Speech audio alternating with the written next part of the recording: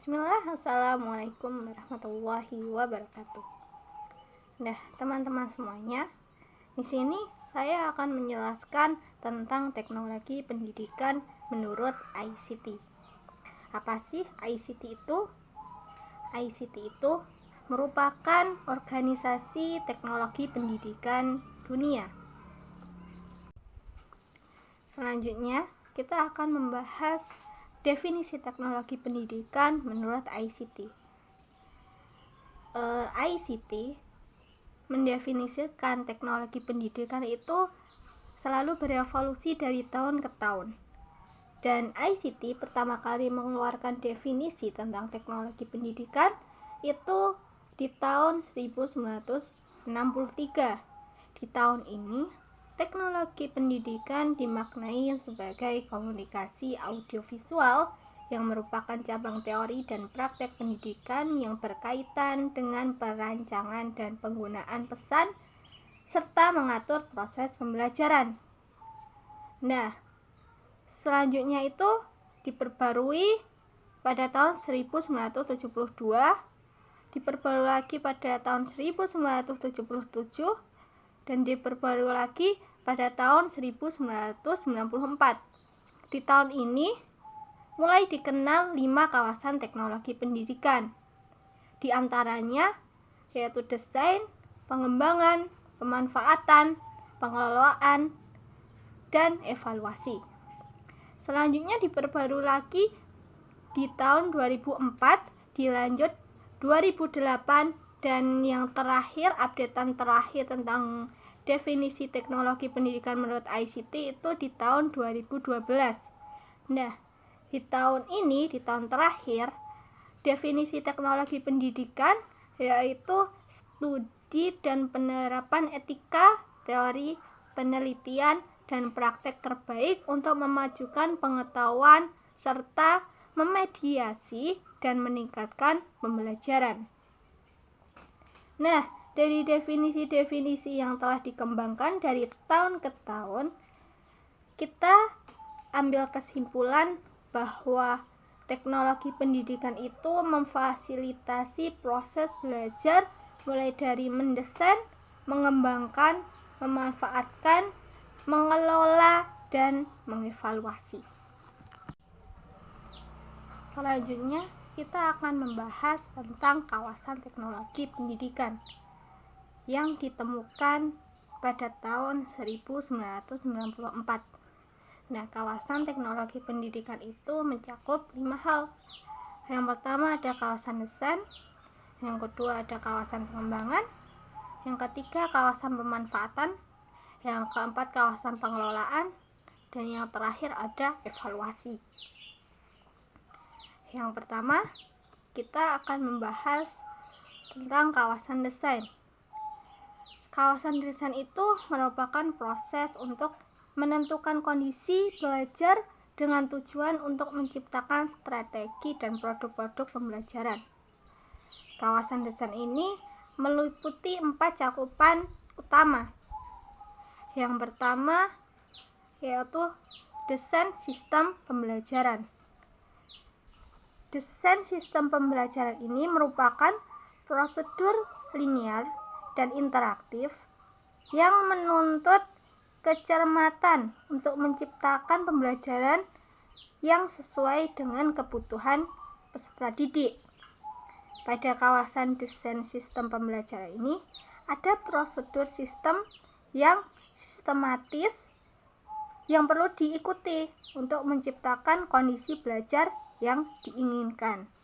Mulai dari analisis kebutuhan, kemudian proses perancangan, selanjutnya pengembangan, yaitu pengembangan ini dalam memproduksi bahan-bahan pembelajaran, kemudian pemanfaatan, dan yang terakhir yaitu penilaian. Yang kedua, desain pesan. Desain pesan ini perencanaan untuk merekayasa bentuk fisik dari sebuah pesan agar tercipta komunikasi antara peserta didik dengan pendidik. Yang ketiga, strategi pembelajaran. Strategi pembelajaran ini spesifik untuk menyeleksi serta mengurutkan peristiwa-peristiwa belajar agar pembelajaran sesuai dengan kebutuhan, menarik, dan penuh dengan tantangan. Yang terakhir, yang keempat, yaitu karakteristik peserta didik. Nah, pada cangkupan ini kita diajak untuk mengenal seperti apa karakteristik peserta didik yang akan kita ajar, agar nantinya dalam mendesain pembelajaran dan penggunaan medianya itu bisa sesuai dengan karakteristik peserta didik. Yang kawasan selanjutnya yaitu kawasan pengembangan. Kawasan pengembangan itu proses penerjemahan spesifikasi desain ke dalam bentuk fisiknya. Berdasarkan hasil desain, masih terdapat beberapa hal yang masih dapat dikembangkan. Kawasan ini juga memiliki 4 cakupan. Yang pertama yaitu teknologi cetak. Teknologi cetak adalah cara untuk memproduksi atau menyajikan bahan-bahan pembelajaran dengan bahan-bahan yang dicetak.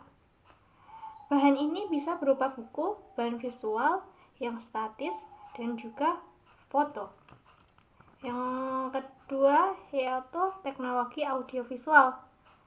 Teknologi audiovisual ini cara untuk memproduksi dan menyampaikan bahan-bahan pembelajaran dengan menggunakan peralatan elektronik untuk menyajikan pesan yang bisa dilihat oleh indera mata ataupun bisa didengar. Yang ketiga, teknologi berbasis komputer. Teknologi berbasis komputer ini menyampaikan informasi kepada peserta didik melalui tampilan layar monitor. Berbagai aplikasi komputer untuk pembelajaran biasanya juga dikenal dengan istilah computer-based interaction, computer assisted interaction, dan computer managed interaction. Nah, di Indonesia sering disebut dengan pembelajaran berbasis komputer. Yang terakhir yaitu multimedia. Multimedia adalah teknologi terpadu yang merupakan cara untuk memproduksi dan menyajikan pesan dengan memadukan beberapa jenis media yang dikendalikan oleh komputer. Kawasan selanjutnya yaitu kawasan pemanfaatan. Kawasan pemanfaatan adalah tindakan untuk menggunakan metode dan model pembelajaran dengan bahan-bahan yang sudah dirancang untuk meningkatkan suasana pembelajaran. Kawasan pemanfaatan juga terdiri dari 4 bagian. Yang pertama, pemanfaatan media. Pemanfaatan media ini penggunaan yang sistematis dari sumber belajar yang tersedia. Yang kedua, difusi inovasi. Difusi inovasi ini proses komunikasi yang melibatkan pengguna dalam proses adopsi informasi yang baru. Yang ketiga adalah implementasi dan institusionalisasi. Implementasi adalah penerapan nyata strategi pembelajaran dalam kehidupan sehari-hari. Sedangkan institusionalisasi penggunaan yang rutin dan pelestarian dari inovasi yang dilakukan. Yang terakhir yaitu kebijakan dan regulasi. Kebijakan dan regulasi itu mempengaruhi pemanfaatan teknologi, biasanya dihambat oleh permasalahan etika dan ekonomi. Jadi, kebijakan dan regulasi ini sangat membantu dalam pengembangan pembaharuan.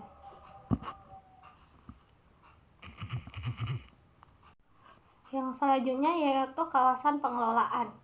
Kawasan pengelolaan ini juga terbagi menjadi 4 bagian. Yang pertama yaitu pengelolaan proyek. Pengelolaan proyek ini meliputi perencanaan, monitoring, dan pengendalian proyek dalam desain dan pengembangan produk-produk pembelajaran. Yang kedua yaitu pengelolaan sumber. Itu mencakup perencanaan, pemantauan dan pengendalian sistem pendukung dan layanan sumber. Yang ketiga, pengelolaan sistem penyampaian. Pengelolaan sistem penyampaian ini memberikan perhatian pada permasalahan produk-produk yang digunakan seperti persyaratan perangkat keras ataupun lunak. Yang terakhir yaitu pengelolaan informasi. Pengelolaan informasi ini meliputi perencanaan, pemantauan, dan pengendalian dari informasi-informasi yang disampaikan. Yang terakhir yaitu kawasan penilaian. Kawasan penilaian mencakup 4 hal: analisis masalah, pengukuran acuan patokan, penilaian formatif, dan juga penilaian sumatif. Yang pertama, analisis masalah itu merupakan kegiatan penelitian yang meliputi identifikasi kebutuhan yang diperlukan. Yang kedua, pengukuran acuan patokan itu meliputi teknik-teknik untuk menentukan kemampuan pembelajaran. Jadi di sini kita perlu menentukan suatu teknik untuk menentukan seberapa besar kemampuan peserta didik dalam pembelajaran. Yang ketiga, penilaian formatif. Penilaian formatif ini dilakukan selama proses mendesain pembelajaran sampai pelaksanaan pembelajaran. Jadi penilaian sumatif ini bukan dari hasil akhir peserta didik, bukan dari hasil akhir capaian peserta didik tersebut. Yang terakhir yaitu penilaian sumatif. Penilaian sumatif ini lebih kepada menilai capaian secara keseluruhan. Nah, biasanya ini kita mengenalnya dalam bentuk ujian akhir semester. Sekian dari saya. Assalamualaikum warahmatullahi wabarakatuh.